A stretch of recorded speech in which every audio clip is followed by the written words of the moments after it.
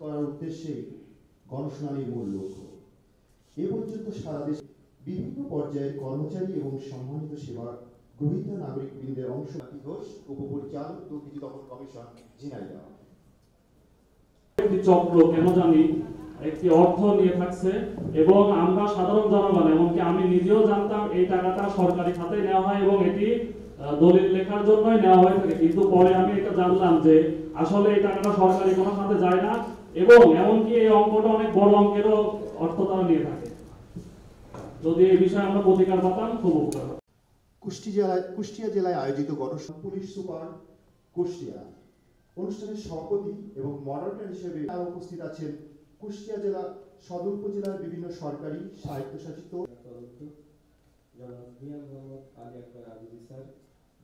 কুষ্টিয়া সদরে একটু ব্যস্ত অফিস এবং মহাফেজ থানার ভারপ্রাপ্ত কর্মকর্তা আমি। তো কুষ্টিয়া শহরের ভারপ্রাপ্ত কর্মকর্তা হিসেবে রেকর্ড রুম থেকে প্রতিদিন প্রায় 200 থেকে 250 নকল, সপ্তাহে প্রায় 600 থেকে 700 নকলের মতো যায়। এখন ওনার অভিযোগটা আসলে স্পেসিফিক আমি অবগত না যে উনি কেন এটা হয়েছে, ওনার নকলের ক্ষেত্রে কি হয়েছে এবং কে অতিরিক্ত টাকা নিয়েছে, আমি স্যার সেটা অবগত না, আমি ঠিক বলতে পারবো না বিষয়টা না জেনে। যদি দলিল লেখক বা দলিল লেখক সমিতির নামে কোনো অতিরিক্ত চাঁদা, অতিরিক্ত অর্থ দাবি করে আমি অবগত হওয়া মাত্র ব্যবস্থা নেব স্যার। কোদাক ইঞ্জিনিয়ারিং ফার্মকে প্ল্যান করে সাবমিট করেছি। আমি যখন সাবমিট করি তখনই শুনেছি যে 3-4 মাস কোনো প্ল্যান পাস হয়নি এবং আপনার কবে হয় দেখেন যে রোজার আগে যদি ভাগ্যক্রমে হয়ে যায় খুবই ভালো। তো তারপরে মাঝে মাঝে পৌরসভায় যায় খোঁজ খবর দিই, কিন্তু অদ্যাবধি সেই প্ল্যান পাস হয় না। আমার রোজার আগে আমি ডিসি কোর্টে যে শুনলাম যে জনাব মিজানুর রহমান মহোদয় প্রশাসক, ওনার সাথে রাত্রে মানে বিকেলে যে শুনলাম উনি বাইরে আছেন কর্মক্ষেত্রে, তা ওনার অপেক্ষায় থাকলাম। রাত্রে আসলেন সন্ধ্যা বেশ পরে, ওনার সাথে সশরীরে দেখা করে একটা আবেদনপত্র দিলাম যে স্যার আমরা তো সেবা দিতে আসছি পৌরসভায়, আপনি প্রশাসক করুন। তা উনি বললেন আমি সবে চান্স পেলাম, তা আপনার প্রয়োজনটা কি বলেন। তো উনি খুব আমার সাথে মানবিক এবং খুবই ভালো আচরণ করলেন। করে উনি বললেন যে দেখেন পৌরসভার অনেক সীমাবদ্ধতা আছে এবং আমি আসছি, এটা তো প্ল্যানটা আমি বললাম স্যার আমার অনুমতি দেন অস্থায়ীভাবে আমার বাড়ি করবার, আমি লিখিত আবেদন দিলাম।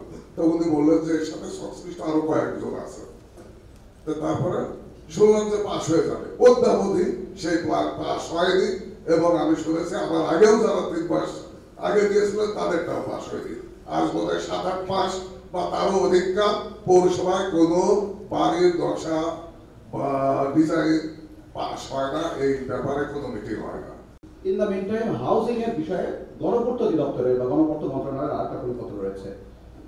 এই পরিপত্রের দুটা কন্ট্রাডিক্টরি দুটো পরিপত্রের কারণে আসলে প্ল্যান পাস নিয়ে এবং আবেদন কারা ডিসচার্জ করবে সেটা নিয়ে আমরা একটা কনফিউশনের মধ্যে দিয়েছি। বর্তমানে আমাদের স্ট্যাটাস যেটা আর কি আমি আলোচনা করেছি সেটা স্যার সেটা বলা হয়েছে যে যারা ডিস্ট্রিক্ট কমিটি রয়েছে তারা বলা হয়েছে যে তারা সমস্ত পৌরসভা, তারপরে হচ্ছে হাউজিং অথরিটি ইত্যাদির অধিভুক্ত আওতা বহির্ভূত যে সমস্ত জায়গা রয়েছে সেগুলোতে সমস্ত প্ল্যানগুলো পাস করবেন, বিসি কমিটি যেটাকে বলা হয়। আবার স্থানীয় সরকার বিভাগে যেটা বলা ছিল 2017 সালের পরিপত্র অনুযায়ী যে সমস্ত পৌরসভার ভিতরের গুলো পৌরসভার বিসি কমিটি পাস করবে। কিন্তু যেটা গণপূর্তের যে সর্বশেষ পরিপত্র জারি হয়েছে 29 আগস্ট 2023 সেখানে বলা আছে যে টতে বলা আছে যে পৌরসভার যত রকম প্ল্যান পাস করাই হোক না কেন সেইগুলো আবার বিসি কমিটির এরকম ভাবে উপস্থাপন করতে হবে।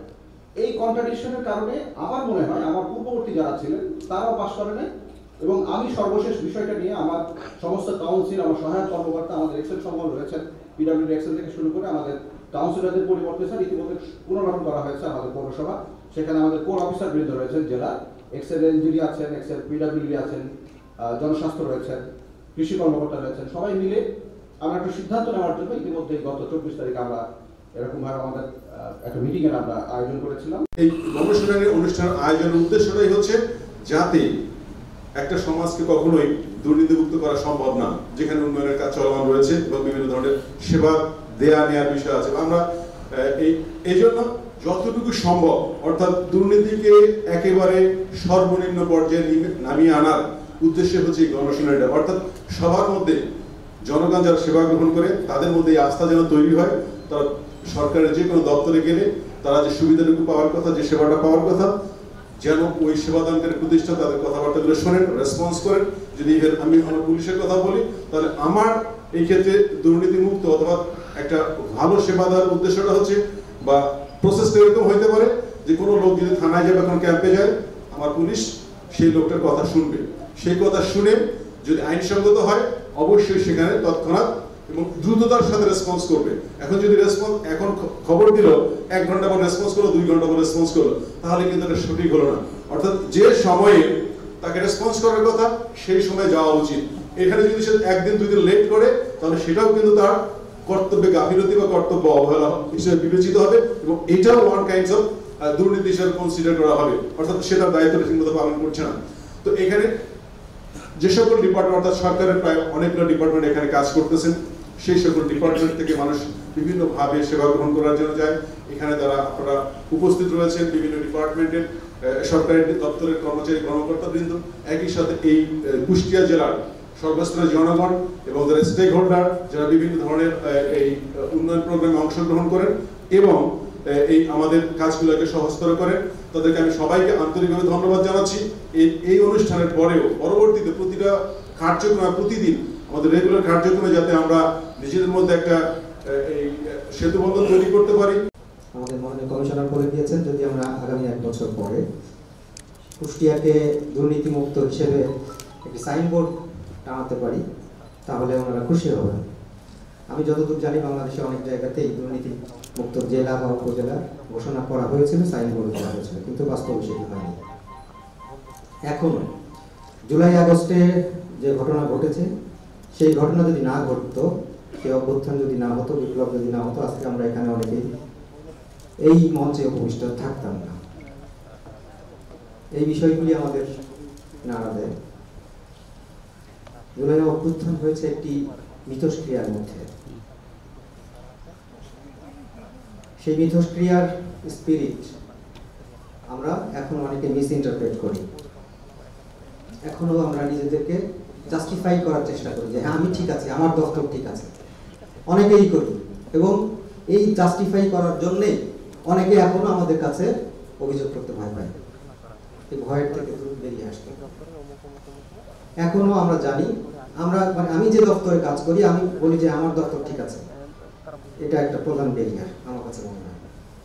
এবং সেই দপ্তরের বিরুদ্ধে অভিযোগ সবচেয়ে বেশি হবে যে মানুষকে বেশি সেবা দেয় এবং যারা মানুষের সাথে বেশি ইন্টারেকশন দেয়।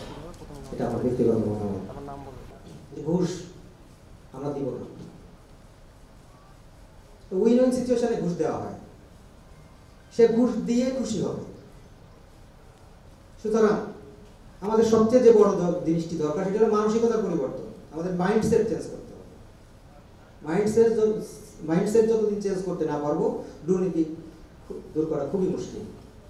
এবং এর সহযোগী যে বিষয়টি থাকবে, সেটি হলো যে ডিজিটাইজ যত বেশি হবে, আপনার নগদ ট্রানজ্যাকশন যত বেশি কম হবে, সেখানে দুর্নীতি তত তাড়াতাড়ি দূরীভূত হবে। মাইন্ডসেট এবং আমার ব্যক্তিগত মতামত হলো মাইন্ডসেট এবং ডিজিটাইজেশন, এই দুটি যদি একত্রে চলে, মানে ডিজিটাইজেশন যদি হয় এবং মাইন্ডসেট যদি পরিবর্তন হয়, তাহলে দুর্নীতি অনেকাংশে কমে যায়। এই কুষ্টিয়াবাসী এইটুকু চাই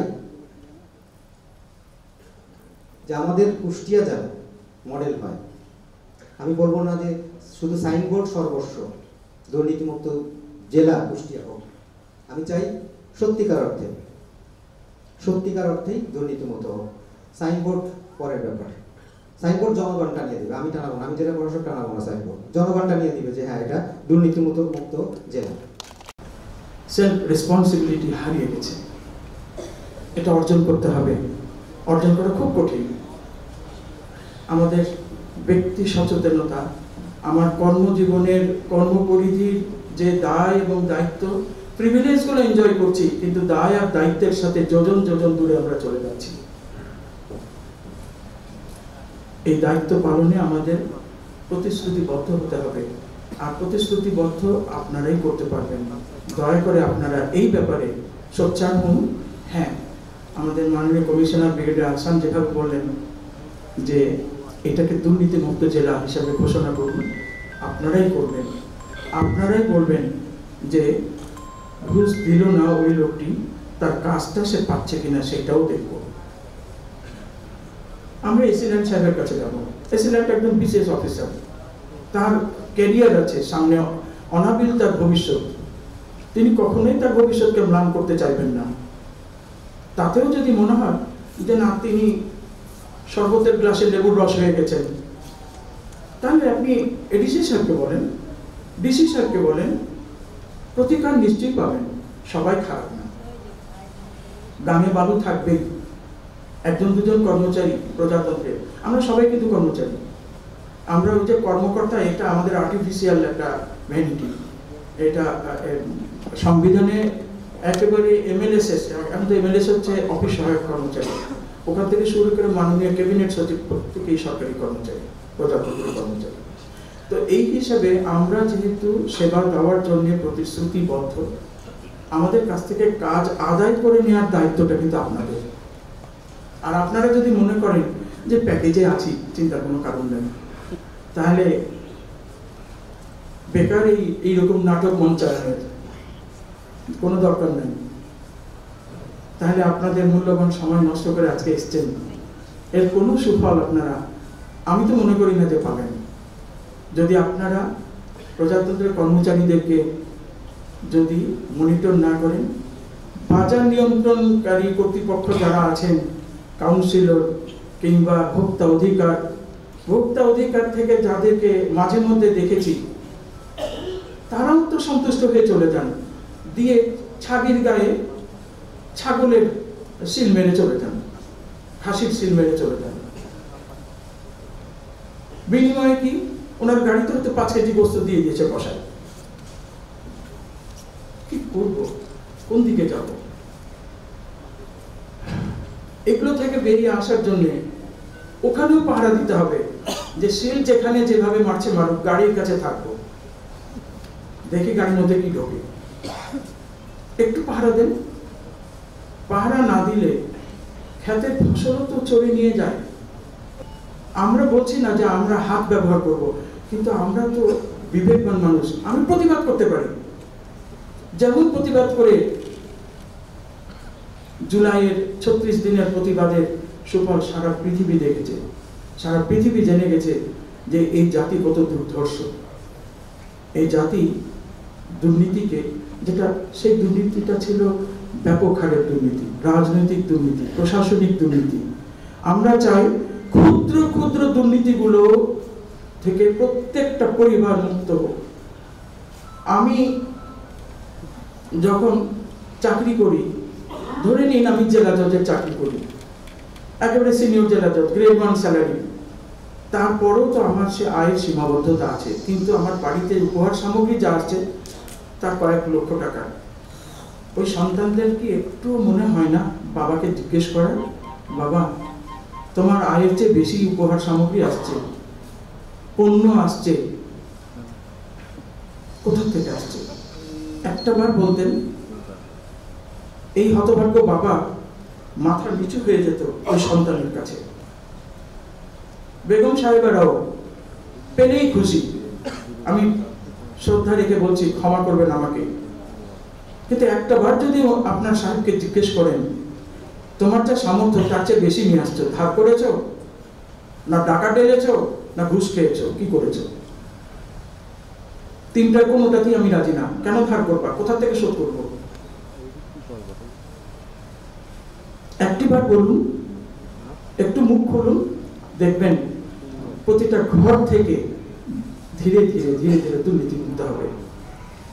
এই যে খেলা কাজ দুর্নীতি লড়বো আমরা একসাথে, একসাথে আপনারা থাকবেন, আমরা আপনাদের সাথে থাকবো, ইনশাআল্লাহ আপনাদেরকে গাইড দেবেন ইনশাআল্লাহ।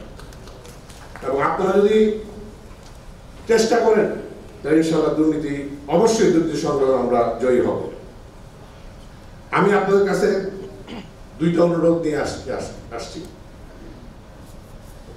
1 নম্বর হলো, নিজে যে কাজটা করি সেটা সঠিকভাবে, আর কিছুই করতে হবে না। আমি কোথাও গেলাম কোনো সেবা গ্রহণের জন্য, একটা লাইনে দাঁড়ানোর কথা, আমি 100 টাকা ঘুষ দিয়ে লাইনটা ভেঙে শর্টকাট করলাম, করবেন না।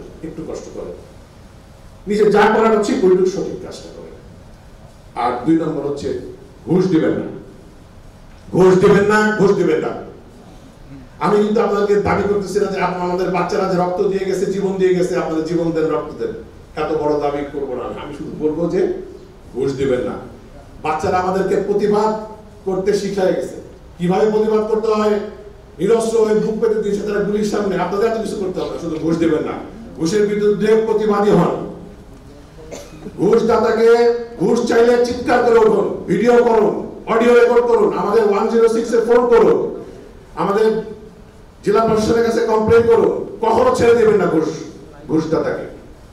এখন ঘুষ দাতা, যারা ঘুষ গ্রহণ করে তারা কিন্তু একা, তাদের পরিবারকে যদি আমরা এখন এখানে দাঁড়া করাই বাচ্চা কাচ্চা সহ, এবং বলি বাবা তোমরা সারা জীবন 5 স্টার হোটেলে থাকবা, BMW গাড়িতে ঘুরবা, আর ঢাকা ইউনিভার্সিটিতে পড়বা, হেলিকপ্টার করে যাবা, প্রতিদিন আসবা সারা জীবন। শুধু একটা শর্ত, সকালবেলা পাড়ার লোকজন এক জায়গায় হবে আর বলবো ঘুষ করে বাচ্চা, আবার বিকালে পাড়ার লোকজন এক জায়গায় হবে ঘুষ করে বাচ্চা। তোমরা রাজি আছো? কেউ রাজি হবে বলেন? কেউ রাজি হবে না। কারণ পরিবারে স্ত্রী সন্তানরা অসহায় এই ঘুষখোরদের কাছে। তো তারা আসলে একা, উলঙ্গ, নির্লজ্জ মানুষ, এদের কোনোভাবে সাহায্য করবেন না। শুধু ঘুষ দেওয়া বন্ধ করে দেখবেন অনেক দুর্নীতি কমে যাবে, এক হাতে তালি বাজবে ইনশাআল্লাহ। আমার শুধু একটা অনুরোধ, সেবা গ্রহীতার টাকায় আমরা পালিত, আমার বাচ্চা সকাল বিকাল যা খায় আপনাদের ট্যাক্সের টাকা, প্রত্যক্ষ পরোক্ষ যেভাবে আসুক না কেন, কিন্তু বাংলাদেশে সেবা দাতা আর সেবা গ্রহীতা সম্পর্ক হয়ে গেছে প্রভু ভিত্তের মতো। এটা উল্টা হওয়ার কথা ছিল। যাই হোক, সেপ্টেম্বর থেকে এই পর্যন্ত আমরা অনেক পরিবর্তনের আমরা সুবাতাস দেখতে পাচ্ছি আলহামদুলিল্লাহ। যে ইয়াং নেতৃত্ব যারা এসেছে, তরুণ নেতৃত্ব এসেছে জেলা পর্যায়ে, তারা অনেক ভালো করছে।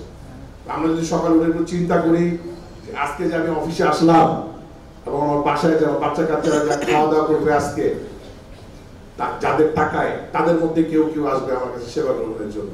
তো আমি তাকে শুধু একটু সেবাটা দিই, একটু ভদ্র ব্যবহার করি। এবং এখানে দেখা যায় যে আমরা যদি কোনো সেবা গ্রহণের জন্য গাড়ি করে যাই, তাহলে ওখানে গার্ডরাও সালাম দেয়। কিন্তু যে লোকটা মাঠ থেকে কাজ করে, আমাদের বাংলাদেশের মূল শক্তি যে জনগণ, যখন লুঙ্গিপুরে যখন সে জেলা কার্যালয়ে যায় তখন কেউ পাত্তাই দেয় না।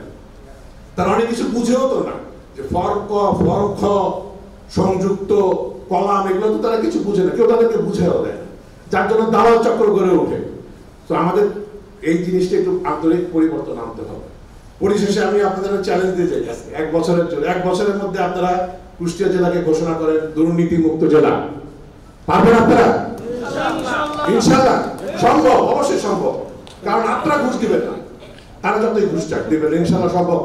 1 বছর পরে আমি জেলা প্রশাসক মহোদয়কে কল করে জিজ্ঞাসা করবো যে কি হলো, সাইনবোর্ড লাগাইছেন কিনা, যে স্বাগতম দুর্নীতি মুক্ত জেলা কুষ্টিয়া, আমরা রাস্তায় মেইন রোডে আমরা লাগাই দেবো। ইনশাআল্লাহ সম্ভব, সম্ভব না? সম্ভব। এবং এই যদি সম্ভব হয় তাহলে ইনশাআল্লাহ কিছুদিন পরে আপনারাই ঘোষণা করবে যে দেশের দুর্নীতি তো কমে গেছে, এখন আর দুর্নীতি দমন কমিশন দরকার নেই, এটাকে বিলুপ্ত করা হোক। আলহামদুলিল্লাহ।